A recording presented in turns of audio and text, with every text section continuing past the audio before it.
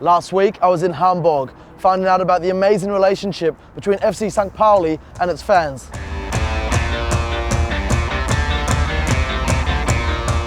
A lot of clubs, you have great atmosphere, but the St. Pauli atmosphere, I would say, is very special. The identity of St. Pauli is shaped integrally by the supporters. Now, St. Pauli are famous all around the world for being a club with a difference, but just 250 miles east in Berlin, there's something equally special going on with an equally impressive fan base and another truly unique football story.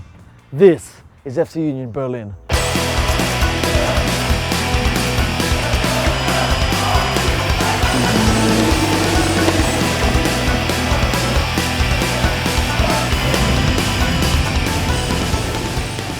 We're a very fan-based club with a very tight relationship between the fans and the club and the players, and I think this is something that makes Union actually. When we sing unser Verein, our club in there, we mean it is our club. Union Berlin, denke ich, hat besondere Fans, die besonders fanatisch sind, die besonders zu ihrem Verein stehen. Everybody here has a heart for the club. He lives the club.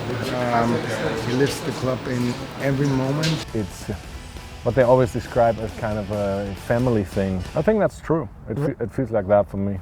At Copenhagen, we always try and start with the fans' perspective, but this club really is different. So we're starting at the top with the president. Dirk Zingler is not your average club president.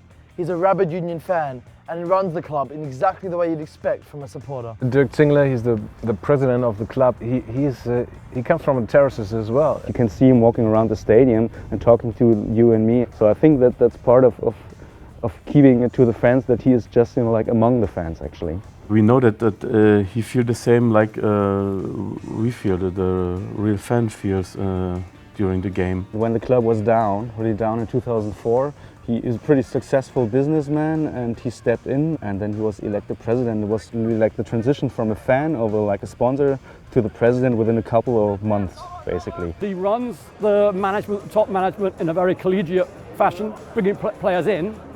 He signs the cheque, but they have a group of about 4 of the middle managers who all say, tick, tick, tick, this person's good for the club.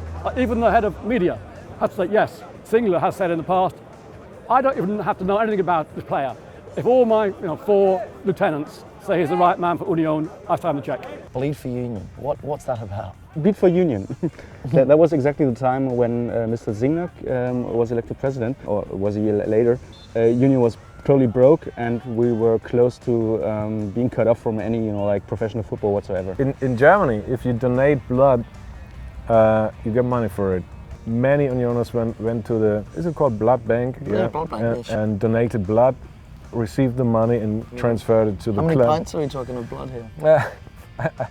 I don't know, it's too long ago. Of course, this idea of bleeding for Union, this is so heartwarming, and it as a slogan, as a catchphrase, it stood and we finally succeeded. I've seen a lot of badges, flags, banners and tattoos which profess to show fans' love of their club, but can there be a better metaphor for how strong the bonds between supporters and team can be than literally bleeding for the cause? It really shows the power of boards and officials who understand fans and can make the club be what they all want it to be.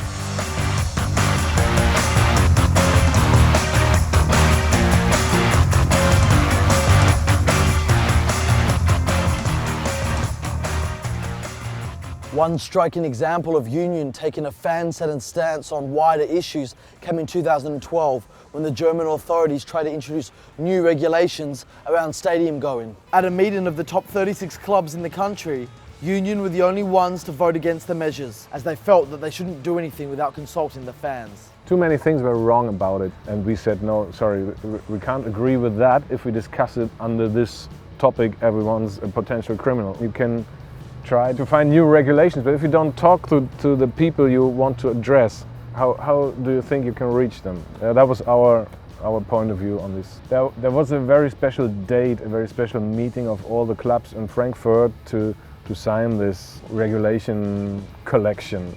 All the presidents of the clubs signed it. There was just one signature missing. That was ours.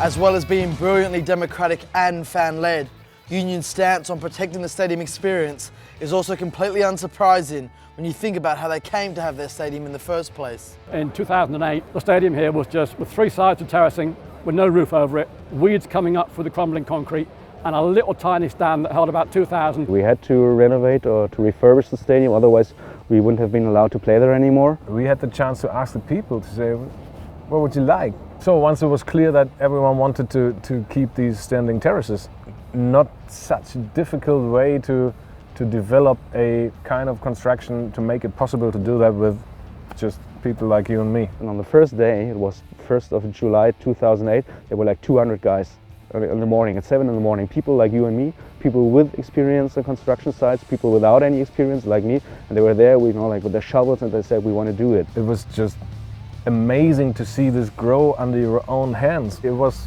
2,500 people giving 140,000 hours of work just to keep their stadium here. And of course, this adds to this legend. It's our thing, it's our club, it's our stadium. I build it, and I build it too.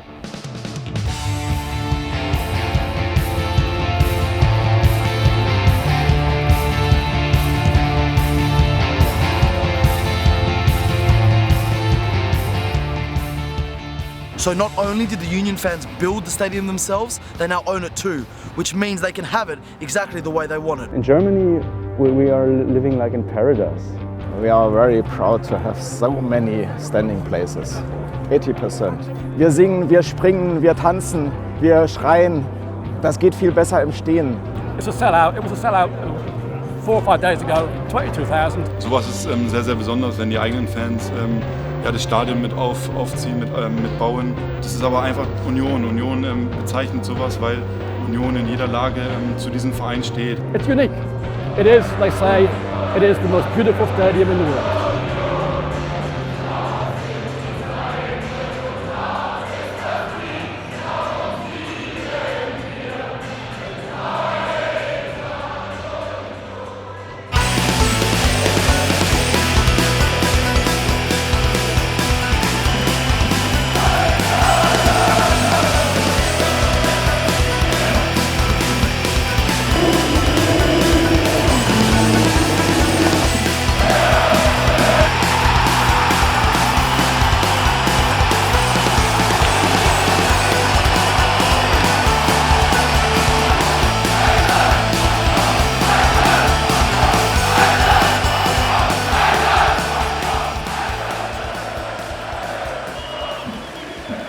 So, as you can see, it's the day after the game, and just as we were told, it all played out like we were expecting. The whole stadium, or at least the vast majority, was standing, cheering, chanting, just enjoying so much more than a football match.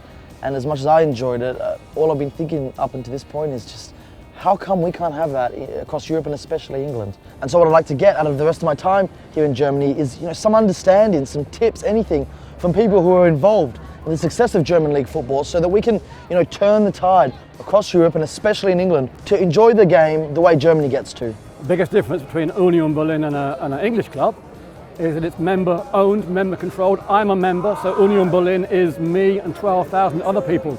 Even Bayern Munich, it's still a members club. Even Borussia Dortmund, it's still a members club.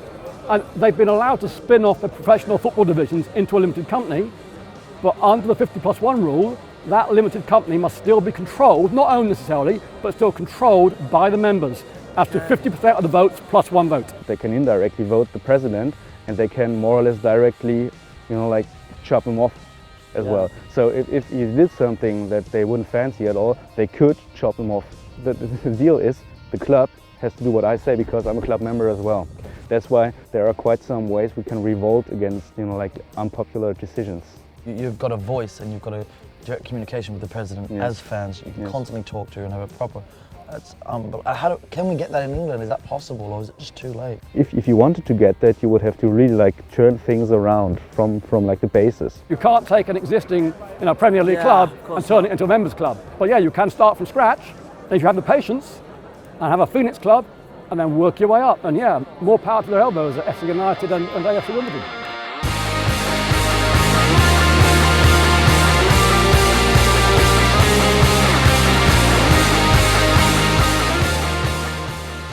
What's become apparent to me is that this incredible culture that German football fans are currently enjoying hasn't come quickly. It's come because they've set principles and organisational structures from their foundations, they've fought for them and they've held on to them until now and long into the future. And whilst this might seem out of reach for fans of clubs from Europe and of course England, one subject that keeps coming up in speaking to German football fans is the story of fan-owned clubs like FC United of Manchester, where football fans here have told us that they're on the way to enjoying football the way they get to here. And whilst no, it might not be the same as having your Premier League team instantly turn into something like Union Berlin, I can guarantee you that the way you get to contribute to your club, mould its principles and celebrate the team is far more valuable than any on-pitch success. I strongly encourage everyone to get out here and see how great football can be when fans have a proper say in the running of their football club.